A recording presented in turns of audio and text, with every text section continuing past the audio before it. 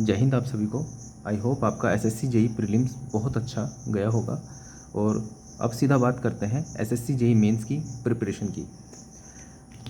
तो इसमें मैं आज दो चीज़ों के ऊपर बात करूंगा, मेंटल प्रिपरेशन कैसे होनी चाहिए और दूसरा आपकी एग्ज़ाम स्ट्रेटजी क्या रहेगी।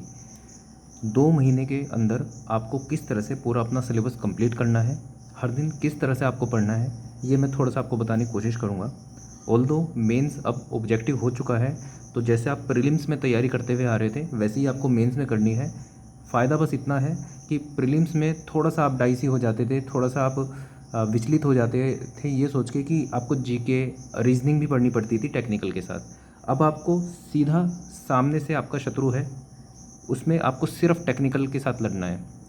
आपको और दूसरी चीज़ों की साइड सोचना भी नहीं है, तो सिर्फ टेक्निकल आपको करना है। तो सीधी सीधी आपकी लड़ाई है, तो उसमें आपको जीतना है। वो कैसे होगा मैं आपको दो एस्पेक्ट में बताऊंगा, पहला मेंटल प्रिपरेशन और दूसरा एग्ज़ाम स्ट्रेटजी। तो पहले मेंटल प्रिपरेशन के ऊपर बात करते हैं। पहला पॉइंट, ओनली CPWD। अगर आप बहुत टाइम से तैयारी कर रहे हो, ये आपका पहला अटैम्प्ट है, दूसरा कोई भी अटैम्प्ट हो, आपको अपने दिमाग को ये नहीं बोलना है, अपने आप को ये नहीं बोलना है कि ये बस एक जॉब लग जाए मेरी, चाहे BRO मिल जाए चाहे कुछ भी मिल जाए और मैं उसमें ही सेटिस्फाइड हूँ, मैं उसके बाद तैयारी करके निकाल लूँगा। बहुत मुश्किल हो जाएगा। अभी आपको सिर्फ़ और सिर्फ ये समझना है कि सिर्फ CPWD ही है। टॉप 10, टॉप 20, टॉप 100 में मुझे आना है और इसी बार CPWD लेना है। अगली बार अगर मैं पेपर दूंगा तो ये मैं अगर जो जेई का बेस्ट पेपर दे रहा हूँ इसमें मैं जेई में सिलेक्ट हो जाता हूँ तो अगली बारी मैं एई का एग्ज़ाम दे दूंगा या दूसरा कोई और सिविल सर्विसेज का एग्ज़ाम दे दूंगा, लेकिन ये आखिरी पेपर होगा मेरा जेई का। ये चीज़ आपको अपने दिमाग को अभी समझानी है। आपको बिल्कुल इन सब चीज़ों से दूर रहना है कि बस मेरा BRO में भी हो जाए, चाहे तो लास्ट नंबर भी आ जाए। ये दयनीय अवस्था में नहीं जाना है आपको। अगर उस दयनीय अवस्था में जाओगे तो बिल्कुल लास्ट में रहोगे, क्या पता सिलेक्शन भी ना हो। आपको लग रहा है कि ये सिर्फ सोचने से क्या होगा, सोचने से बहुत चीज़ें होती हैं। जो चीज़ मैं आपको बता रहा हूँ वो चीज़ आपको अप्लाई करनी है। अपने आप को ये बोलना है कि CPWD ही है और CPWD में ही इसी बार सिलेक्शन होगा। ठीक है, आगे बढ़ते हैं। दूसरा, irrespective of cut off you have to prepare for your exam. अभी 3 तरह के बच्चे होंगे। एक बच्चे जिन्होंने अपने मार्क्स देखे होंगे और वो कट ऑफ जो एक्सपेक्टेड कट ऑफ बताई जा रही है, कट ऑफ के ऊपर मैं बात नहीं करूँगा क्योंकि 20, 30, 40 पता नहीं कितनी वीडियोस बन गई होंगी कट ऑफ के ऊपर और लगभग एग्जैक्ट ही होती हैं वो, क्योंकि आजकल आप सीधा अपना URL पेस्ट करके डाल देते हैं किसी वेबसाइट पे और वहाँ से आपको आपकी रैंक पता चल जाती है, अपने मार्क्स पता चल जाते हैं। तो लगभग उतनी ही कट ऑफ रहती है, उसके 3-4 नंबर ऊपर नीचे हो जाती है, लगभग वही रहती है। लेकिन तो आपको अपने मार्क्स भी पता चल गए होंगे, एक एक्सपेक्टेड कट ऑफ भी पता चल गई होगी दूसरी वीडियोस पे। यहाँ पे मैं अपना टाइम और आपका टाइम ख़राब नहीं करूँगा कट ऑफ पर बात करके। तो उस एक्सपेक्टेड कट ऑफ के अकॉर्डिंग कुछ बच्चे बहुत नीचे होंगे, कुछ बिल्कुल एवरेज में, इनका सबसे ख़राब सिचुएशन होती है, और तीसरे फार अबव कट ऑफ। तो जिनकी कट ऑफ से बहुत ऊपर मार्क्स हैं वो तो लग गए होंगे पढ़ाई करने बहुत पागलों की तरह, और लगना भी है पागलों की तरह ही। दूसरा, अब इन दोनों पे बात करते हैं जिनके मार्क्स ऐसे हैं कि कट ऑफ से काफ़ी नीचे हैं या फिर बहुत पास हो। तो जैसे ये पागलों की तरह लगे हैं, उनसे ज़्यादा पागलों की तरह आपको लगना है, क्योंकि इनके कट ऑफ से इतने नंबर ज़्यादा हैं, 10-15 नंबर ज़्यादा हैं कि इनके 2-3 क्वेश्चन गलत भी हुए तब भी इनके पास चांसेस हैं, इनके पास बफर जोन है, शोकर्स हैं इनके पास, कि वो जो शौक आएगा उसको एब्जॉर्व करने का।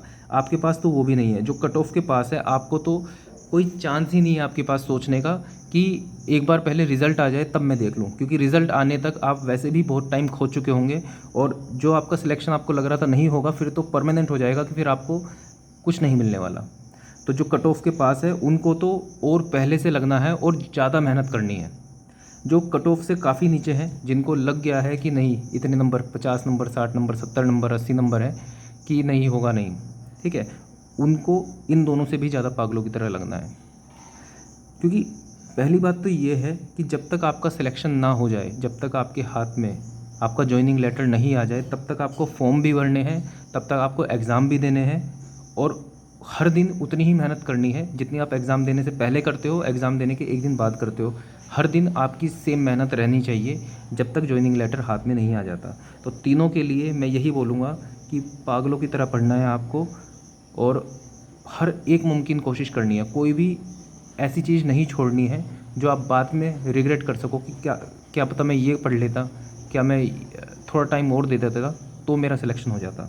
तो तीनों के लिए ही सेम मेरी बात आपको रहेगी, सजेशन रहेगा कि अभी लगातार आपको पढ़ना है, 1 सेकंड का भी आपको ब्रेक नहीं लेना है।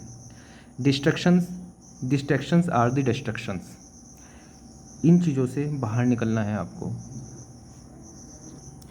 डिस्ट्रैक्शंस क्या है? जो भी चीज़ आपको पढ़ाई करने से रोक रही है।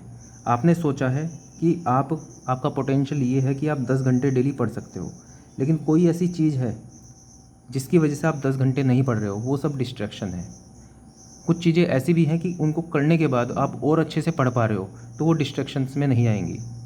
जैसे मान लो आपको लगता है कि आप डेली जिम जाओगे तो आपका थोड़ा मेंटल हेल्थ सही रहेगी, आपको थोड़ा सा अच्छा फील होगा और उससे आप पढ़ पाओगे, तो जिम बेकार नहीं है, आप कर सकते हो।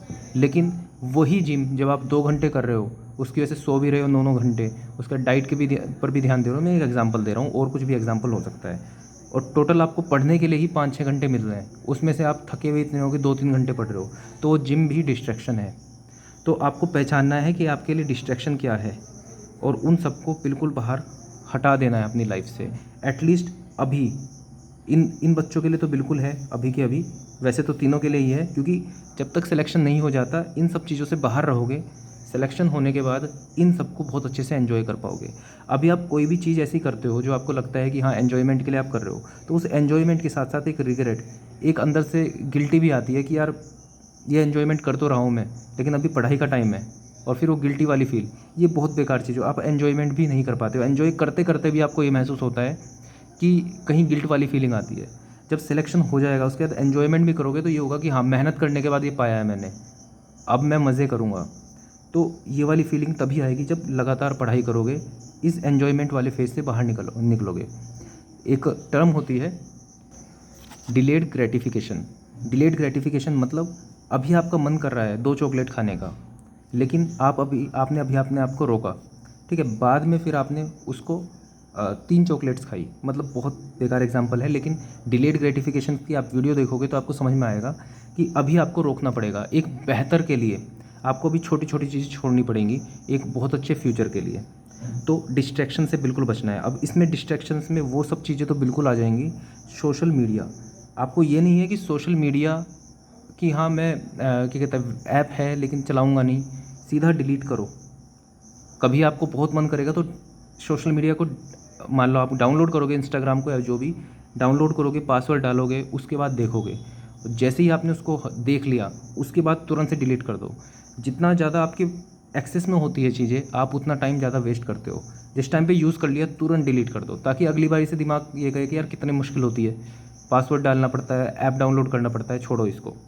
तो तुरंत डिलीट कर देना है। और अपने आप के ऊपर एक चेक बैलेंस लगाओ कि आपने अगर जो ब्रेक लिया है और उसमें आप ये सब चीज़ें कर रहे हो, तो 15 मिनट बाद, आधे घंटे बाद उठ जाना है, आधे घंटे बाद डिलीट हो जाना चाहिए वो ऐप। ये कमिटमेंट आपको खुद से करनी पड़ेगी।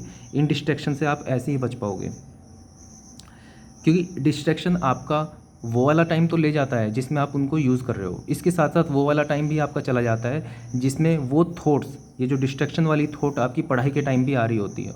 आपने कोई पोस्ट देख ली, कोई रील्स देख ली, कुछ कमेंट देख लिया किसी का, तो वो चीज़ आपके दिमाग में उसके बाद भी चलती रहती है जब आप पढ़ाई कर रहे होते हो। तो अभी बिल्कुल निकाल दो इन सब चीज़ों को। अच्छा, इसमें डिस्ट्रैक्शन एक और मैं बात करना चाहूँगा। जैसे मान लो आप किसी प्राइवेट जॉब में वर्क कर रहे हो या फिर किसी गवर्नमेंट जॉब में ही हो, लेकिन ये जेई वाली जॉब आपको लग रहा है बेटर है, आपको इसको निकालना है, आपका प्रीलिम्स निकलने वाला है ये। लेकिन हाँ, मैं उनके लिए बोल रहा हूँ कि जिनका कट ऑफ से काफ़ी अच्छे मार्क्स हैं या फिर कट ऑफ क्लियर हो जाएगी, मैं उनके लिए मैं सजेशन है मेरा कि अगर आप किसी प्राइवेट जॉब में हो और आपको लगता है कि आपके प्रीलिम्स की कट ऑफ निकल जाएगी, तो छुट्टी वुट्टी ले लो, चाहे तो गवर्नमेंट की हो चाहे प्राइवेट की, छुट्टी ले लो और बिल्कुल फुल फ्लैश तरीके से 10-12 घंटे डेली पढ़ाई करो, तभी आप निकल पाओगे। नहीं तो फिर बाद में ये सोचोगे कि यार ये प्राइवेट वाली ही तो थी, ये तो मुझे कभी भी मिल जाती, या फिर इसके अंदर छुट्टी ले लेता मैं, अगर मैं लगातार पढ़ लेता तो मेरा सिलेक्शन हो जाता। फिर सालों तक आपको सेम इसी साइकिल में चलना पड़ेगा। तो अगर आप अपनी लाइफ से ये चीज़ सोच रहे हो अभी कि हाँ मुझे 2 घंटे और एक्स्ट्रा मिल जाएँ किसी तरह से पढ़ने के, तो उसको ले लो। मैं ये नहीं कह रहा कि कोई गवर्नमेंट जॉब है, प्राइवेट जॉब है कि उसको छोड़ ही दो, और फिर बाद में सिलेक्शन ना हो तो आपको रिग्रेट करना पड़े कि यार अब ये तो ये वाली जॉब भी गई। छुट्टी ले लो, बहुत सारी चीज़ें होती हैं जिससे आप वे आउट कर सकते हो चीज़ों का, बीच का रास्ता निकाल सकते हो। लेकिन अगर आपको लगता है आप 2 घंटे भी एक्स्ट्रा निकाल सकते हो पढ़ाई के, ठीक है, कुछ चीज़ें करके, तो वो चीज़ कर लो। आगे देखते हैं, फाइंड एंटरटेनमेंट इन स्टडी। देखो, एक जो मैंने पर्सनल एक्सपीरियंस से बता रहा हूँ आपको कि एंटरटेनमेंट क्या है, एक लेवल्स है, आपके दिमाग का एक लेवल है कि आपको ये चीज़ अच्छी लग रही है। अगर आप इस चीज़ पे आओगे तो थोड़े दिनों बाद इस चीज़ से बोर होने लगोगे, आपको थोड़ी ऊपर वाली चीज़ चाहिए होगी। लेकिन अगर आपने अपने माइंड को इस लेवल पे ले आए कि हाँ ये लेवल, आप सिर्फ एंटरटेनमेंट इस लेवल का दे रहे हो, ठीक है, तो अगर आप इस लेवल का एंटरटेनमेंट दे रहे हो आप उसको, तो ये वाली चीज़ भी उसको अच्छी लगेगी। कभी उसको ये वाली चीज़ भी नहीं अच्छी लग रही थी, अब आपको ये भी अच्छी लगेगी। ये मैंने एग्जांपल क्या दिया। अगर आप एंटरटेनमेंट को बिल्कुल कट ऑफ कर दोगे, आप यूट्यूब, सोशल मीडिया सबको कट ऑफ कर दोगे, तो उसके बाद क्या होगा कि आप मान लो बुक्स पढ़ रहे हो, आप टेस्ट दे रहे हो, ये सब इस लेवल पे आ रहे हैं एंटरटेनमेंट के, ठीक है। तो उसके बाद आप कोई एजुकेशनल वीडियोस देखोगे। एजुकेशनल वीडियो मतलब कि मान लो कोई क्वेश्चन पेपर सोल्व किसी ने किया है, या फिर आप किसी टॉपिक की वीडियो देख रहे हो, तो वो वीडियो आपको एंटरटेनिंग लगेगी। जहाँ आपको जो बहुत आपकी मन पसंदीदा एंटरटेनमेंट शो था वो भी आपको बोरिंग लग रहा था, अभी आपको उसके कहीं नीचे आने वाली वीडियो जिसमें एजुकेशनल पर्पज़ वाली चीज़ें हैं, वो भी आपको एंटरटेनिंग लगेगी, क्योंकि आपने कट ऑफ कर दिया है सभी एंटरटेनमेंट से। अब आपके दिमाग को कंपेयर करने के लिए दिख रहा है कि यार या तो पढ़ाई है या फिर ये वीडियो है। भले ही एजुकेशनल वीडियो है लेकिन वीडियो तो है, मज़ा तो आएगा थोड़ा, तो आपको ये वीडियो भी अच्छी लगेगी। तो अगर आप इसके ऊपर वाले सारे एंटरटेनमेंट को हटा दोगे तो आपको ये वाली वीडियो भी अच्छी लगेगी।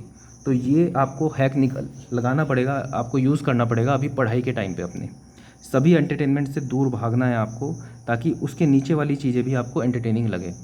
जैसे कभी मैंने अखबार पढ़ने की एक मुझे हैबिट डेवलप करनी थी, तो उस टाइम पे मैंने सभी एंटरटेनमेंट वाली चीज़ें हटा दी थी। उसके बाद ऐसा लगता था कि पढ़ाई के अलावा जब मैं अखबार पढ़ता था तो अखबार पढ़ने में मज़ा आता था, कि अखबार में ही कुछ ऐसी चीज़ें हैं जो पढ़ाई से हट के पता चल रही हैं, तो उसमें भी इंटरेस्ट डेवलप होने लगा। तो ये एक हैक होता है, आपको यूज़ करना पड़ेगा एग्ज़ाम के टाइम पे। Commitment and consistency. कमिटमेंट बहुत बड़ी चीज़ है, ये करे बिना आप नहीं कर सकते हो चीज़ें। आप सक्सेस पा ही नहीं सकते हो बिना कमिटमेंट किए। कुछ लोग पा लेते होंगे, लेकिन मैं अपना बता रहा हूँ, जो मुझे सक्सेस मिली है या फिर आगे मिलेगी कोई भी, वो कमिटमेंट से ही मिली है या मिलेगी। आपको अपने आप से कमिट करना पड़ेगा। ये वैसे दो धारी तलवार जैसा है। आपको इसके अंदर अपने आप से कमिटमेंट करना पड़ता है कि अगर मैंने ये किया तो मेरा सिलेक्शन होगा, अगर मैंने ये किया तो मेरा सिलेक्शन नहीं होगा। आपको इस तरह से कमिटमेंट करनी पड़ती है। जैसे कुछ एग्जांपल देता हूँ, हाँ, लेकिन इनको आप कुछ ऐसा करोगे ताकि प्रैक्टिकल चीज़ें हों। जैसे आपने अपने आप से कमिटमेंट किया, आपने अपने आप से कमिटमेंट किया कि आज तारीख क्या है, 18 जून। आज 18 जून है, आज 18 जून से मैं पढ़ाई स्टार्ट करूँगा, और मेरे एग्ज़ाम तक, एसएससी जेईई मेंस से एक दिन पहले तक मैं हर दिन, जैसे मान लो अभी आपकी पढ़ाई बिल्कुल नहीं हो पा रही है, आपको एक मिनिमम सेट कर लेना है कि इतना तो पढ़ ही लूँगा मैं, कुछ भी हो जाए इतना तो पढ़ ही लूँगा, इमरजेंसी सिचुएशन में भी पढ़ लूँगा, कि मैं 5 घंटे हर दिन पढ़ूँगा, कुछ भी हो जाए। अगर मैं 5 घंटे हर दिन पढ़ लूँ एसएससी जेईई मेंस तक, तो मैं सिलेक्शन के लिए डिज़र्व करता हूँ। अगर मैं 5 घंटे भी ना पढ़ पाऊँ तो मैं सिलेक्शन के लिए डिज़र्व नहीं करता हूँ। ये आप अपने आप से कमिटमेंट करो। अब हाँ, मैं जैसे बोला, दो धारी तलवार जैसी चीज़ है ये, कि आप जिस दिन कर पाओगे, अगर आपको ये डर रहेगा कि मैं नहीं कर पाया तो, अब लेकिन हाँ, इस डर की वजह से आप हर दिन 5 घंटे तो पढ़ लोगे। इससे ये इंश्योर तो होगा कि आप हर दिन 5 घंटे पढ़ रहे हो। अब 18 जून से आपने स्टार्ट किया, हाँ, मैं ये कह रहा हूँ कि अगर आपका पोटेंशियल 10 घंटे है तो आप मिनिमम 5 घंटे, 6 घंटे, 7 घंटे रखो। अगर आपने आज तक 5 घंटे कभी पढ़ा ही नहीं है, आप 2 घंटे ही पढ़ रहे हो, पहले दिन में ही आप हार जाओगे। पहले दिन ही आप 2 घंटे पढ़ पाए हो, आप 5 घंटे नहीं पढ़ पाए, आप इस वाले जोन में चले जाओगे, रिग्रेट जोन में चले जाओगे कि यार पहले दिन ही कमिटमेंट पूरा नहीं कर पाया। तो आपका जो पोटेंशियल है उससे थोड़ा नीचे ही रखना है आपको चीज़ें, कि अगर जो आप 7-8 घंटे पढ़ पाते हो तो एक मिनिमम 5 घंटे रख लो, ताकि वो हर दिन पढ़ पाओ। और इसमें एक क्लोज लगा देना अपने आप से कि किसी दिन इमरजेंसी सिचुएशन हुई, तबीयत ख़राब हुई, कहीं जाना हुआ, तो उस दिन मैं नहीं भी कर पाऊँगा तो कोई दिक्कत नहीं है। मतलब क्लोज कुछ ऐसा है कि ऐसा नहीं होना चाहिए कि मन से हार के आपने पढ़ाई नहीं की, कि मन नहीं कर रहा था इसलिए पढ़ाई नहीं की। ये वाला तो कभी नहीं होना चाहिए क्लोज। हाँ, ये हो सकता है मान लो आप बीमार हो गए, आपको कहीं जाना पड़ा, घर में कोई दिक्कत आई, तो एक बारी के लिए चल सकता है, तो ये कमिटमेंट आपको करनी पड़ेगी। अब ये कमिटमेंट मैंने आर्ट्स की बता दी आपको कि 5 घंटे पढ़ना है। ये कमिटमेंट आप किसी भी चीज़ की कर सकते हो, लेकिन बस ध्यान रखना थोड़ी आपके पोटेंशियल से कम होनी चाहिए। और ये आप कमिटमेंट करोगे तो इससे आपकी कंसिस्टेंसी बनेगी कि एक मिनिमम तो आप अपना सेट कर दोगे कि ये हर दिन आप पढ़ रहे हो। इवन आप मिनिमम भी आप करते हुए चलोगे एग्ज़ाम तक, तब भी सिलेक्शन हो जाएगा। लेकिन आपको क्या करना है, मिनिमम को भी क्रॉस करना है। किसी दिन आप मिनिमम पे ही कर पाए, लेकिन हर दिन आप मिनिमम से आगे बढ़ोगे। तो ये होगी आपकी कमिटमेंट, और इसी कमिटमेंट से आपकी कंसिस्टेंसी बनेगी। अब अकाउंट्स एंड मैनेजमेंट, आपको हर दिन अपना अकाउंट रखना पड़ेगा कि आज आपने कितना पढ़ा, क्या पढ़ा। ये आपकी एक डायरी मेंटेन होगी, एक छोटी सी डायरी, ऐसी आप डायरी ले सकते हो छोटी सी, और इसके अंदर हर एक दिन का अकाउंट होगा। जैसे पहला पेज, आज आपने 18 जून लिखा, 18 जून के बाद यहाँ पर आपके पूरे दिन का यहाँ पर अकाउंट्स होगा कि आपने पूरे दिन किस तरह से पढ़ाई की, इतने बजे से इतने बजे तक आपने पढ़ाई की और ये चीज़ आपने पढ़ ली, उसके बाद इतने ये चीज़ आपने पढ़ ली, इस टाइम पे आपने ये चीज़ पढ़ ली, फिर आपने ये चीज़ पढ़ ली। ठीक है, इसके अंदर पढ़ाई का आपका पूरा अकाउंट होगा। इवन ये भी चीज़ होगी इसके अंदर कि जो आपने टॉपिक पढ़ लिया, मान लो आपने टॉर्जन पढ़ लिया, मान लो 7:30 बजे से 8:30 9 बजे तक आपने टॉर्जन पढ़ लिया। इसके अंदर टॉर्जन में आपने और भी चीज़ें ऐड कर सकते हो कि आपने ईएससी के पीवाईक्यू किए, एसएससी जेई के पीवाईक्यू किए, उसके बाद फिर मैंने ब्रेक लिया, जो भी है, मान लो फिर 10:30 बजे से आपने पढ़ाई स्टार्ट की, 10:30 से 11:30 बजे तक आप पढ़े, और उसमें आपने आपने हाइड्रोस्टैटिक फोर्सेस पढ़ा। ठीक है, कर्व सरफेस के ऊपर फोर्सेस पढ़ी। ठीक है, उसके अंदर आपने क्वेश्चंस किए जो भी यहाँ पे मेंशन कर दिए। फिर आपने अगली सीटिंग जब पढ़ाई स्टार्ट की, तो इससे क्या होगा, आपको टॉपिक भी पता चल रहे हैं कि आपने टॉपिक क्या क्या पढ़ लिए, और दूसरा कितनी देर आपकी पढ़ाई हुई है। ओवरऑल आप टोटल ऐड ऑन करके ये बता सकते हो कि आपकी 9 घंटे 10 घंटे यहाँ पे पढ़ाई हो गई। ये हर दिन का होगा। ये 18 जून है, उसके बाद 19 जून वाला पेज होगा, फिर 20 जून वाला पेज होगा। ये हर दिन आपका पेज होना चाहिए, ताकि किसी दिन अगर जो आप नहीं, आपका खाली पड़ा रहे वो पेज, तो आपको हल्का सा ऐसा लगे कि यार कुछ भी पढ़ाई नहीं किया, चल कुछ पढ़ लेता हूँ, 1 घंटा पढ़ लेता हूँ, 2 घंटा पढ़ लेता हूँ। ऐसे ही बनती है कंसिस्टेंसी जब आप अकाउंट करते हो अपना डायरी में। और एक और पॉइंट, हेल्थ का ध्यान रखना है आपको। इस तरह से चीज़ें रखनी है कि देखो, ओवरऑल आपके पास, सबके पास टाइम जो है कांस्टेंट है, टाइम कांस्टेंट है। अब इसके अंदर क्या है, आप पढ़ सकते हो ज़्यादा से ज़्यादा, लेकिन आपको हेल्थ का भी ध्यान रखना है। पर चला आपने बहुत ज़्यादा पढ़ा और हेल्थ का बिल्कुल ध्यान नहीं रखा, तो आगे वाले दिन जो आपका टाइम है वो आधा किल हो गया हेल्थ की वजह से, क्योंकि हेल्थ में आपको कुछ इन्वेस्ट करना पड़ा अपना टाइम। तो इस तरह से आपको बैलेंस, ऑप्टिमम चीज़ें बैलेंस करके रखना पड़ेगा कि आप हेल्थ पे भी थोड़ा थोड़ा ध्यान दो। 10-15 मिनट हेल्थ पे ध्यान दोगे तो और अच्छे से भी पढ़ पाओगे।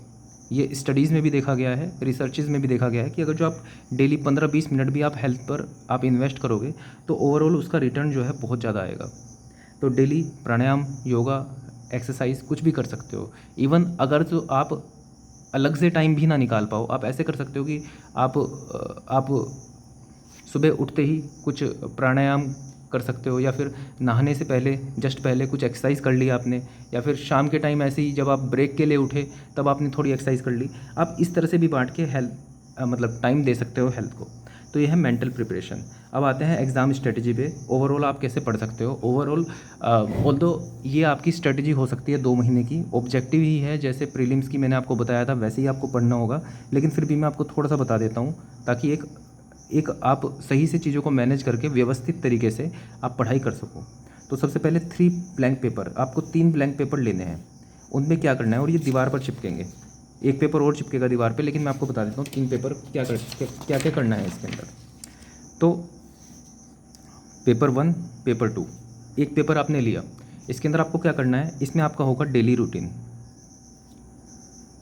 ठीक है, अगर आप फुल टाइम स्टूडेंट हो या फिर आप जॉब में हो, उसके हिसाब से आप चीज़ें देखोगे। जैसे आप मान लो जॉब में हो तो इसको ऐसे देखते हैं, जैसे मान लो आपका 9 to 5 तक का जॉब है। ठीक है, तो इससे 1 घंटे पहले का निकाल देते हैं हम, मान लो 8 बजे से, इसको 8 बजे मान लेते हैं और वापस आने तक 6, 6:30 तक मान लेते हैं। तो ये वाला टाइम तो आपका जॉब में जा रहा है। अब इसमें आप कहीं पे कुछ पढ़ पाओ, कोई टेस्ट दे पाओ, अटैम्प्ट कर पाओ, तो एक अलग बात है, वो बोनस है।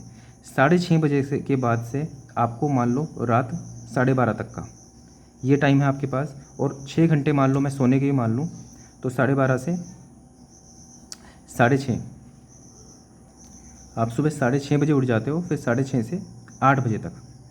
तो यहाँ पर आप 6 घंटे आपके पास हैं, यहाँ पे आपके पास 1.5 घंटा है। यहाँ पे आपकी 9 to 5 थी, तो 1 घंटा मैंने ट्रैवल वगैरह का निकाल दिया, तो यहाँ पे 6 घंटे हैं और यहाँ पे 1.5 घंटा है। अब इस 6 घंटे में से आप कितना टाइम निकाल सकते हो? आप क्या 4 घंटे निकाल सकते हो? यहाँ पे 1.5 घंटे में से क्या आप 45 मिनट निकाल सकते हो? देखो, ईमानदार रहो अपने आप से, क्योंकि यही टाइम है पढ़ने का। अगर आप निकाल सकते हो तो उसको निकालो। तो ये चीज़ निकालने के बाद इसको आपको अपने रूटीन में रख लेना है, ताकि हर दिन आपको इतना सोचना ना पड़े कि सुबह उठना कितने बजे है या फिर उठने के बाद क्या करना है। जैसे आपने ये चीज़ लगा ली, हिसाब लगाया, तो आपने क्या किया, 6:30 बजे से 8 बजे तक का एक शेड्यूल रखा। ठीक है, ये 1.5 घंटे का शेड्यूल है आपका। मान लो मैं स्टूडेंट्स को ही बताऊंगा जो फुल फ्लैज स्टडी कर रहे हैं। उसके बाद 8 से 6:30 तक का ये ऑफिस हो गया। उसके बाद 6:30 से 12 है। जैसे अब ये 6:30 से 12 किस तरह से डिवाइड होगा, जैसे 6:30 से 7:30 8, 1.5 घंटे की आप विंडो रख सकते हो। 8 से 8:30 आपने ब्रेक रख लिया, फिर 8:30 से 10 बजे तक आपका स्टडी 1 स्टडी 2। ठीक है, उसके बाद आपने आधा घंटे का ब्रेक रख लिया 10:30 बजे से 12। ठीक है, ये स्टडी 3। ये आपका टोटल हुआ 1.5 ये 1.5 घंटे की आपकी 3 वीडियोज़ हो, वो 3 विंडोज़ हो गई है आपकी पढ़ाई की। इसमें बीच में आपने आधे घंटे का ब्रेक भी लिया है, जो कि आप डिनर वगैरह करने के लिए। हाँ, ये बहुत कम है, लेकिन अभी जैसे एग्ज़ाम पास है तो आपको इतना करना ही पड़ेगा। उसके बाद आप जब सुबह उठ जाते हो 6:30 से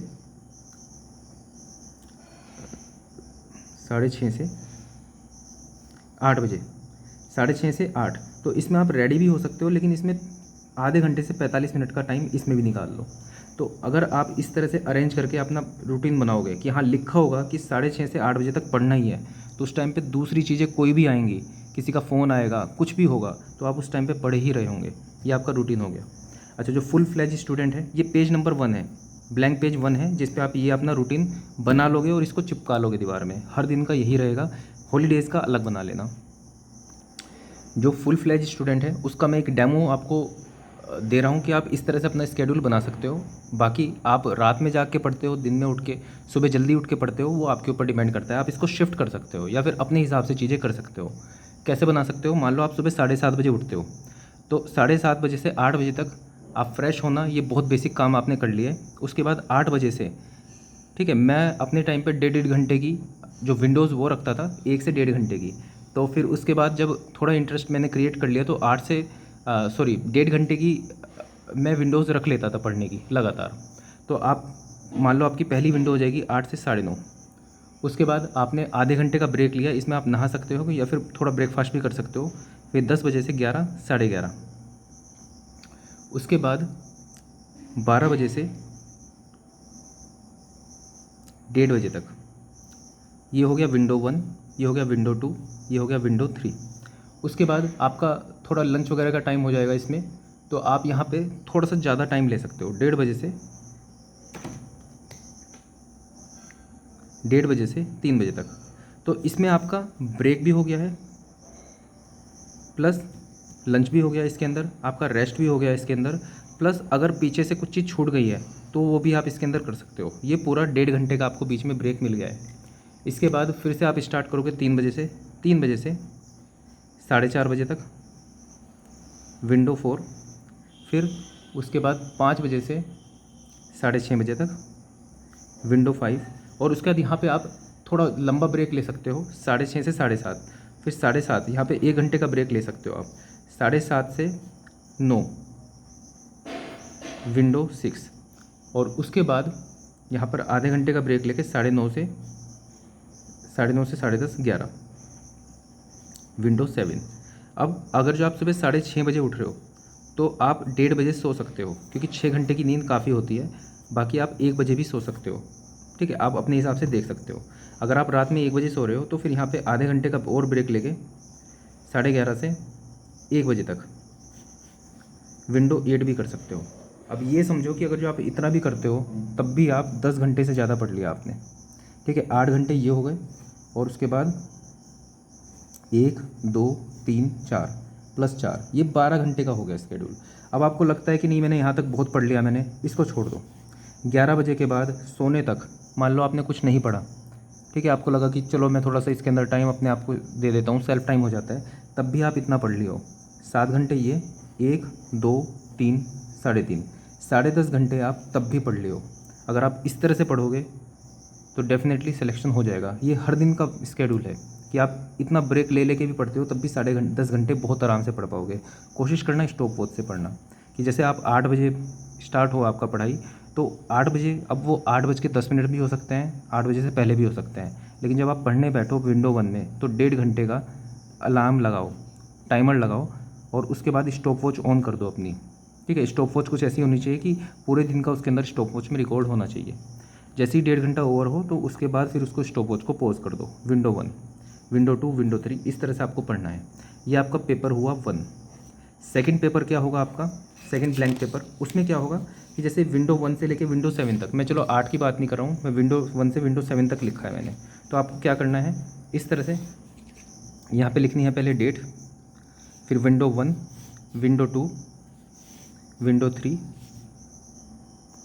तो आपको इस तरह से चीज़ें बांट देनी है। तो 18 जून जैसे आपने लिखा, ठीक है। अब विंडो 1 जब आपकी स्टार्ट हुई थी उसमें आपने 1.5 घंटा पढ़ाई की थी, तो उसमें मान लो आपने उसके अंदर मोहर सर्कल पढ़ा, ठीक है। ये विंडो 1 में 1.5 घंटे में आपने ये पढ़ा, और इसके आपने क्वेश्चन किए ESC के, यहाँ पे आपने नोट किया। आप डायरी में तो नोट कर ही रहे हो, साथ में आप यहाँ पे भी नोट करोगे। उसके बाद विंडो 2, इसमें आपने क्या किया, आपने विंडो 2 1.5 घंटे की थी, तो आपने सिर्फ टेक्निकल पैकेज किया, मान लो टेक्निकल पैकेज किया आपने UPPSC का, AE का, आपने 2000 जो भी पेपर था UPPSC AE का पेपर 1 किया, तो यहाँ पे लिखो, एग्जैक्ट लिखो कि क्या किया।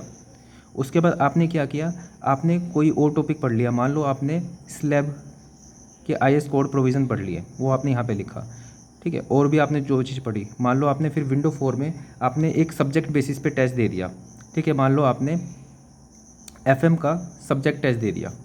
ऐसी विंडो 5, विंडो 6, विंडो 7, ये आपने जो भी किया वहाँ पे लिखा हुआ है। ये 18 जून का काम हो गया। जब आपको रात सोने से पहले आप इसको देखोगे कि आज मैंने ये सब कर लिया, तो डेफिनेटली आपके अंदर एक सेटिस्फेक्शन होगी, दिमाग शांत होगा कि हाँ इस तरह से डेली मैंने किया तो सिलेक्शन हो सकता है। तो ये था ब्लैंक पेपर 2। अब बात करते हैं ब्लैंक पेपर 3 की। ब्लैंक पेपर 3 में क्या होगा, स्ट्रेटजी होंगी, मतलब चीज़ें क्या क्या करनी है आपको। ब्लैंक पेपर 3 कुछ ऐसा होगा, इसकी कुछ स्टेटमेंट ये रहेगी कि आपको अपने आप से पूछना है कि मैं क्या क्या कर लूँ, मैं क्या क्या कर लूँ कि मेरा सिलेक्शन हो जाए, या फिर खुद से कमिटमेंट करना है कि अगर मैंने ये सब कर लिया तो भगवान मेरा सिलेक्शन करा दे, ठीक है। थोड़ी वियर्ड सी हैं चीज़ें, लेकिन ऐसे आपको खुद को बोलना है। अब उसके अंदर वो हर एक चीज़ लिख देनी है आपको जो आप चाहते हो कि ये 2 महीने में मेरी कंप्लीट होनी चाहिए। इसमें क्या क्या है, इसमें क्या क्या चीज़ें आ सकती हैं, जैसे आपने पहली कमिटमेंट ली कि ESC के PYQ जो हैं, वो जो किताबें हैं 2, उन दोनों को मुझे कंप्लीट करना है एक बार। दूसरी आपने कमिटमेंट की अपने आप से कि आपके जो स्टेट AE के एग्ज़ाम हैं, ठीक है, इनके क्वेश्चन पेपर होते हैं, ऐसे 50 क्वेश्चन पेपर आपको कंप्लीट करने हैं। तीसरा, आपको मॉक टेस्ट जो है, ठीक है, एटलीस्ट 15 मॉक टेस्ट तो आपको देने हैं। ये मैं एक एग्जांपल दे रहा हूँ आपको कि आप अपने हिसाब से क्या क्या चीज़ें रख सकते हैं। आपने बोला अपने आप से कि मैं जितने भी नोट्स हैं उन सबको पूरा रिवाइज़ कर लूँगा। आपको लिख देना है इस पेज पे, ये जो ब्लैंक पेपर है उस पर लिख देना है। पहले तो शॉर्ट में ये लिखना है, ठीक है। उसके बाद आपको क्या करना है, अब आप इनको ये तो लिख लोगे कि आपको ये सब करना है, लेकिन आपको इनको ट्रैक भी करना है। तो ट्रैक कैसे, इसमें 2 पेज लग सकते हैं आपके, ठीक है। आपको ट्रैक ऐसे करना है और रिलेवेंट चीज़ें लिखनी है। जैसे आपने अब ESC PYQ की आपके पास ये पेज होगा जो आपको कंप्लीट करना है, ये आपकी कमिटमेंट है। तो इसमें क्या होगा, सोम। अब सोम में पहला चैप्टर मान लो इंपॉर्टेंट है, दूसरा चैप्टर भी इंपॉर्टेंट है SFD BMD, तीसरा इंपॉर्टेंट है, चौथा इंपॉर्टेंट है, पाँचवां मान लो इंपॉर्टेंट नहीं है, सातवां इंपॉर्टेंट है, आठवां इंपॉर्टेंट है। बस इंपॉर्टेंट कैसे पता चलेगा, इंपॉर्टेंट ऐसे पता चलेगा कि उनके क्वेश्चन क्या SSC JEE में पूछे गए हैं। आपको SSC JEE के आप PYQs देखोगे तो उनसे आपको आइडिया लग जाएगा किन चैप्टर्स को ज़्यादा पूछा गया है, और इतना पढ़ते पढ़ते आपको भी आइडिया हो जाता है कि किस में से ज़्यादा चीज़ें पूछी जाती हैं। तो आपको सिर्फ वही चैप्टर के नंबर यहाँ पे लिखने हैं। इसके अलावा भी चैप्टर होंगे, जैसे 10 चैप्टर है तो आपको कोशिश करना है 10 में से 5 ही आप इंपॉर्टेंट लिखो या 6 इंपॉर्टेंट लिखो। ऐसे सोम होगा, आरसीसी होगा, स्टील होगा, आपको यहाँ पर ऐसे मतलब 1 2 3 4 ऐसे लिख देना है, क्योंकि नाम लिखोगे तो टाइम लगेगा। ये होगा आपका ईएससी पीवाईक्यू का। उसके बाद आपने एक वो बनाने देनी है कि स्टेट एई के आपको मान लो पूरे वो करने हैं क्वेश्चन पेपर, इनको आपको क्वेश्चन पेपर की तरह करना है कि आप यहाँ पे लिख दोगे यूपीपीएससी एई का, ठीक है, यहाँ पे आप लिख दोगे एमपीपीएससी एई, इस तरह से आपको लिख दोगे जो भी आपको रिलेवेंट लगे। मैं आपको बस एक एग्जांपल दे रहा हूँ। आप इसके अंदर ये भी लिख सकते हो क्योंकि एसएससी जेई के पीवाईक्यू लगभग बच्चों ने किए होते हैं, लेकिन आपको अगर जो करना है तो एसएससी जेई के यहाँ पे नाम लिख दो, ठीक है, कि ये पीवाईक्यू, ये पीवाईक्यू, ये पीवाईक्यू। उसके बाद बस ये होगा कि आप जो पहली मैंने आपको लिस्ट बताई थी, दूसरी लिस्ट बताई थी, उसमें तो आप यहाँ पे लिख ही रहे हो कि आपने आज क्या किया, लेकिन आप यहाँ पे भी जैसे आपने सोम का पहले चैप्टर के क्वेश्चंस किए तो यहाँ पे बस टिक कर देना है। आपने इसमें पूरा चैप्टर के सारे क्वेश्चंस नहीं कर लिए, लेकिन आपने एसएफडी बीएमडी को पढ़ा और उसके क्वेश्चन किए तो आप यहाँ पे टिक कर दोगे। अगली बारी फिर से आप घूम के जब एसएफडी बीएमडी करोगे तो यहाँ पे टिक करोगे। इससे क्या होगा कि आप देखोगे कि हाँ इतने चैप्टर में इतनी बार कर चुका हूँ। आप पूरा दिन सुबह से लेकर शाम तक पढ़ते हो, मान लो आपने 10 घंटे पढ़ा, आपको 10 घंटे पढ़ के ये तो आइडिया हो गया कि हाँ 10 घंटे पढ़ा मैं, लेकिन फिर भी एक एंग्जाइटी होती है हमारे अंदर कि अभी और कितना करना है, वो कितना कंप्लीट हो चुका है। हाँ 10 घंटे पढ़ लिया, लेकिन इससे कुछ एक कंटेंट नहीं है हमारे पास कि हाँ इसमें क्या कर लिया। चलो आज का तो हमें पता है कि ये टॉपिक कर लिए और हमने ये भी देख लिया कि आज हमने ये क्या पढ़ लिया, लेकिन एक कुछ ये चीज़ होनी चाहिए कि हमें कितना करना था। हमने मान लो ये सब लिखा है 1 2 3 4 ये सब लिखा है, लेकिन कितना करना अभी और है। तो आज कर लिया हमने, ये लिख दिया, लेकिन कितना और करना है। जब यहाँ पे हर एक उस पर टिक लगा होगा आपका, जैसे जैसे दिन जा रहे हैं, टाइमलाइन ऐसे बढ़ रही है, 10 दिन हो गए, 20 दिन हो गए, आपने देखा कि यहाँ पे टिक लग रहे हैं, जो जो चीज़ें आपको करनी थी उन सब पे टिक लग रहे हैं, ठीक है। आपकी सिर्फ इतनी सी चीज़ें रह गई जो जिन पे टिक होना है। आपने इस लिस्ट के ऊपर लिखा हुआ है कि अगर ये लिस्ट में कंप्लीट कर लूँ तो मेरा सिलेक्शन हो जाए, और इसमें सिर्फ 10 ऐसे टिक हैं जो आपके बचे हैं, और अभी आपको 20 दिन बचे हैं पेपर के लिए। तो एंग्जाइटी होने का क्या मतलब भी बैठता है, ठीक है। मैं आपको एक अलग से ऐसी स्ट्रेटजी नहीं बता रहा हूँ कि आज आपको ये पढ़ना है, आज आपको ये पढ़ना है। मैं आपको स्ट्रेटजी बनाना सिखा रहा हूँ ताकि आप अपनी स्ट्रेटजी बना सको, इंडिपेंडेंटली आप खुद से डिज़ाइन कर सको चीज़ें। ये बहुत इफेक्टिव है। आपको लगता होगा कि इनमें थोड़ा टाइम जा रहा है, आधा एक घंटा लगाओगे, महीनों बचेंगे आपके, सालों तक बच सकते हैं आराम से आपके, अगर इस तरह से चीज़ें करोगे। तो ये आपके 3 ब्लैंक पेपर पर ये आपकी स्ट्रेटजी बनेगी। अब ये जैसे विंडो 1 विंडो 2, अब इनको थोड़ा सा साइन करना पड़ेगा आपको कि जैसे इसके अंदर क्या क्या चीज़ें रख सकते हो आप। 1.5 घंटे की वीडियो, 1.5 घंटे की विंडो मैंने इसलिए रखी है कि 1.5 घंटे में क्या होता है, अगर आप 1 घंटे की रखते हो, आप बहुत मन से पढ़ रहे हो, तो 1 घंटा कब ख़त्म हो जाता है पता नहीं चलता है, अगर आप ढंग से आपका इंटरेस्ट है उस चीज़ में। अगर इंटरेस्ट नहीं है तो 1 घंटा भी बहुत भारी पड़ जाता है। तो 1.5 घंटे का फ़ायदा ये होता है कि 1.5 घंटे की आपने विंडो रखी है, चलो 1 घंटा 20 मिनट, 1 घंटा 15 मिनट, 1 घंटा 10 मिनट, इसमें पढ़ के आप उठ गए, लेकिन आपने 1.5 घंटे की विंडो रख ली है तो 1 घंटे से ज़्यादा आपने पढ़ लिया, तो एक कंटेंट आपके पास हो गया कि हाँ इतना तो पढ़ लिया मैंने उस टॉपिक को। अगर आप एक पर्टिकुलर टॉपिक को पढ़ने चलो, एक चैप्टर को पढ़ने चलो, काफ़ी अच्छा खासा टाइम लग जाता है, लेकिन 1.5 घंटे में लगभग चीज़ें वाइंड अप हो जाती है अगर आपने उसको पढ़ रखा है। तो अब ये विंडो कितनी है आपके पास, मान लो विंडो 7 है। मैंने आपको कहा कि चलो विंडो 8 छोड़ो, रात के टाइम सोने से पहले आपको मन कर रहा है कि आपको मोबाइल चलाना है, ठीक है, मान लिया एक बारी के लिए आप इतने ज़्यादा सेल्फ कंट्रोल नहीं कर पा रहे हो, लेकिन करना पड़ेगा वैसे तो, लेकिन फिर भी इसमें आप मान लो घूम लिए थोड़ा सा, ठीक है, घर पे बात कर लिया आपने, इन चीज़ों में दे सकते हो, एंटरटेनमेंट को ना देके, क्योंकि एंटरटेनमेंट की अगर जो आपको लत लगी तो आपको ये पढ़ाई जो होगी बोरिंग लगेगी। अगर आपने एंटरटेनमेंट को हटा दिया अपनी लाइफ से तो ये आपको कम से कम बोरिंग तो नहीं लगेगी, नॉर्मल लगेंगी चीज़ें, ठीक है। तो ये लास्ट वाले टाइम पे आप थोड़ा घर वर पे बात कर सकते हो, मतलब आप अपने हिसाब से यूटिलाइज़ कर सकते हो ताकि आपको एडिक्शन ना लगे, बस इतना ध्यान रखना। तो हाँ, आपके पास 1 2 3 4 5 6 7 ये 7 विंडो है आपके पास 1.5 घंटे की। अब इसके अंदर आपको असाइन करनी है चीज़ें, क्या क्या, technical package, technical boom, wish list, mock test, ये 4 चीज़ें आपको असाइन करनी पड़ेंगी। ये क्या क्या चीज़ें हैं आपको पहले भी बताया हुआ है मैंने, बता देता हूँ सबको अलग से। टेक्निकल पैकेज, टेक्निकल पैकेज क्या है, आपने अपने कमिटमेंट में रखा कि मुझे ईएससी के सारे पीवाईक्यू ख़त्म करने हैं। आपने कमिटमेंट में रखा कि स्टेट एई के जितने भी एग्ज़ाम हैं उन सब के पीवाईक्यू ख़त्म करने हैं।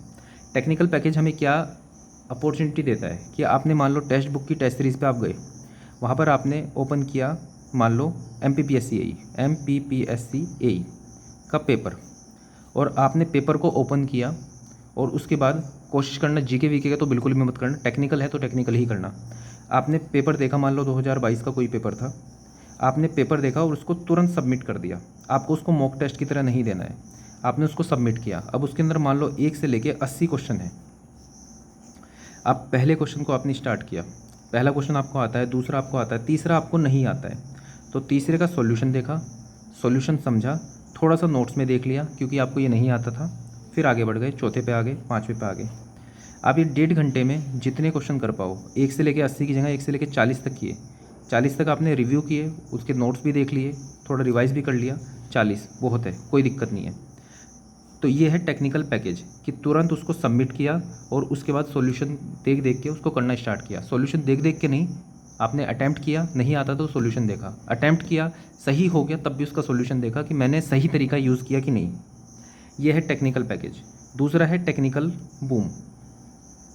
टेक्निकल बूम से आप पूरा जो सब्जेक्ट है वो रिवाइज करते हो ताकि जो माइनर टॉपिक हैं वो आपके छूट ना जाए। इसमें आप क्या करते हो, आप कोई भी PYQ उठा लेते हो। जैसे आपने ESC PYQ उठाई, ESC PYQ उठाई और उसमें आपने FM को ओपन किया, ठीक है। FM ओपन करने के बाद पहला प्रॉपर्टीज़ ऑफ लिक्विड आया, दूसरा मान लो आपका बायंसी आया, तीसरा आपको मान लो हाइड्रोस्टैटिक फोर्स आया, चौथा डायनेमिक्स आया, वियर एंड नोचिस आया आपका, ठीक है। लेमिनार फ्लो आया, टर्बुलेंट फ्लो आया, ठीक है। बाउंड्री लेयर आया आपका, ठीक है। मॉडल एनालिसिस आया, पाइप फ्लो आया, ये सब आपके चैप्टर आए। आपको क्या करना है कि पहले चैप्टर के ESC के क्वेश्चंस करने में काफ़ी टाइम लगता है, तो 5 से 6 क्वेश्चन, ज़्यादा नहीं। लास्ट से मान लो लास्ट क्वेश्चन है 20, तो 20 से 15 तक आप आए, आपने 20 से 15 तक किया। उसके बाद सेकंड चैप्टर में, पहले चैप्टर में आपने 20 से 15 तक क्वेश्चन किए, उससे ज़्यादा नहीं किए। भावनाओं में नहीं बहना है, आपको मन कर रहा है पहले चैप्टर के सारे क्वेश्चन करने का, तब भी नहीं करना है। आपके पास 1.5 घंटा आपको मिलेगा ये FM के क्वेश्चन करने में, पीछे से 5 क्वेश्चन करने हैं। सेकंड चैप्टर पे आए, मान लो 15 से आपने 10 क्वेश्चन कर लिए। थर्ड चैप्टर पे आए, आपने मान लो 10 से लेके 5 तक कर लिए। चौथे पे आए, 5वें पे आए, छठे पे आते आते मान लो आप 10 से 5 तक आ ही रहे थे कि आपका टाइम ख़त्म हो गया होगा। 6 चैप्टर करने में भी 1.5 घंटा चला जाएगा, कोई दिक्कत नहीं। आपके पास ये नोट डाउन हो गया, आपकी डायरी में नोट डाउन हो जाएगा कि आज इस डेट को जब मैंने FM पढ़ना स्टार्ट किया था तो पहले चैप्टर के यहाँ से यहाँ तक क्वेश्चन हो गए थे, फिर इसके यहाँ से यहाँ आ गए थे। जितना आप प्रिसाइजली बिल्कुल एज इट इज़ आप चीज़ों को लिख दोगे कि इतने क्वेश्चन हो गए, तो आपको महसूस होगा कि हाँ कुछ किया मैंने। अगली बार जब आप करने बैठोगे, FM पे घूम कर आप वापस आओगे कुछ दिन बाद, तो आपको पता होगा कि अब मुझे 7वें चैप्टर से स्टार्ट करना है, उसके यहाँ से यहाँ तक करना है, फिर आप घूम के जब पहले चैप्टर पे आओगे तो फिर आपको पता होगा कि मुझे 14 से पीछे जाना है। इसमें आपको सोचना ही नहीं पड़ेगा कि मैंने कहाँ तक कर लिया था, क्योंकि आपकी डायरी में लिखा हुआ है। आपकी डायरी में भी लिखा हुआ है, आपकी जो अभी लिस्ट बनवाई थी उसमें भी लिखा है कि आपने इसमें विंडो 1 में FM किया था, उसके पहले चैप्टर के इतने क्वेश्चन यहाँ से यहाँ तक किए थे, सेकंड के इतने यहाँ से यहाँ किए थे। सफिशिएंट गैप रखना, ठीक है। जितना सिस्टमेटिक वे में करोगे उतना फ़ायदा होगा। आपको लग रहा है कि ये टाइम आपको लग जाएगा ज़्यादा, नहीं, ये टाइम आपका बचाएगा। सिस्टमेटिक आपका टाइम बहुत ज़्यादा बचाने वाला है ये सब चीज़ें। ये है टेक्निकल बूम कि आप इसके अंदर क्या करोगे कि FM आज आपने कर लिया, उसके FM के बाद BMC आपने किया, उसके बाद आपने सोम किया, RCC किया, एनवायरनमेंट किया, तो घूम के आप वापस FM पे आओगे बाद में, जब एक बारी में सब हो जाएगा फिर FM में। ये आपको इंश्योर करेगा कि आप सभी सब्जेक्ट्स कर रहे हो और फिर वापस घूम के उसका फिर रिवीजन कर रहे हो। ये इस तरह से चलेगा। तो जैसे मान लो आपके पास 7 विंडोज़ हैं, ठीक है, तो आप एक विंडो टेक्निकल पैकेज की रख सकते हो, 2 विंडो टेक्निकल बूम की रख सकते हो, अब बची 4 विंडो। अब 4 विंडो आप अपनी हिसाब से रख सकते हो। इसके अंदर मान लो आपने क्या किया, आपके कुछ विश लिस्ट के टॉपिक्स हैं, आपको नोट्स पढ़ने हैं, आपका मन है कि मैंने मोहर सर्कल बहुत टाइम से नहीं पढ़ा और मुझे दिक्कत आती है इसके अंदर, मुझे ILD में दिक्कत आती है, मुझे आर्चिस में दिक्कत आती है, मुझे वाटर ट्रीटमेंट में दिक्कत आती है। आपके जो भी मनपसंद टॉपिक्स है जिनसे आप हमेशा डरते थे, मनपसंद प्लस डरते थे, जो आपको रिवाइज़ करने थे, उनकी एक लिस्ट बनाना। उनकी लिस्ट बनाने के बाद आपको जब आपने सामने लिखा है, तो ये आपकी जो 4 विंडो बची है, 1.5 घंटे की एक विंडो है, इसके अंदर एटलीस्ट 5 से 6 टॉपिक कंप्लीट करने की कोशिश करना, ठीक है। जब आप कंप्लीट कर लोगे तो टिक करना फिर उसको, तो यहाँ पे आपको ये दिखेगा कि आपने क्या क्या चीज़ें कंप्लीट कर ली। तो ये आपकी 7 विंडो थी, जिसमें से 1 टेक्निकल पैकेज, 2 टेक्निकल बूम और 4 इसमें रख सकते हो आप। बाकी आप अपने हिसाब से इसको अरेंज कर सकते हो। मॉक टेस्ट हर हफ्ते आपको देना ही है। तो ये थी लगभग ओवरऑल स्ट्रेटजी मैंने आपको बता दी है कि अगले 2 महीने जब तक एग्ज़ाम नहीं होता किस तरह से पढ़ना है। दूसरा, सिर्फ जब तक एग्ज़ाम होने की बात नहीं है, ये आपको अपनी लाइफ में उतारना पड़ेगा जब तक आपका मनपसंद एग्ज़ाम आप क्लियर ना कर लो, आपके हाथ में ज्वाइनिंग लेटर ना आ जाए। हर बार मैं आपको टॉपिक्स देता था पढ़ने के लिए, इस बार मैंने आपको इक्विप्ड किया है कि आप खुद से अपनी स्ट्रेटजी बना सको, ठीक है, ताकि आपको किसी वीडियोस पे डिपेंडेंट ना होना पड़े। तो ये मेरी तरफ से आप लोगों के लिए है। इस तरह से पढ़ना, इस तरह से स्केड्यूल बनाना, लिटरली आपको लग रहा होगा कि टाइम लगेगा, अगर आपने ये चीज़ कर ली तो कंसिस्टेंसी बन जाएगी आपकी, और 2 महीने का भी पता नहीं चलेगा। हर दिन पढ़ोगे, 10-10 घंटे भी पढ़ोगे, पता भी नहीं चलेगा उसका, ठीक है। तो मैंने अपनी लाइफ में उतारी थी ये चीज़ें, आप भी उतारोगे, डेफिनेटली आपको फ़ायदा होगा। मेंटल प्रिपरेशन, एग्ज़ाम स्ट्रेटजी, दोनों पे ही ध्यान देना है, दोनों ही इंपॉर्टेंट है। So that's all for this video. Thank you everyone. जय हिंद।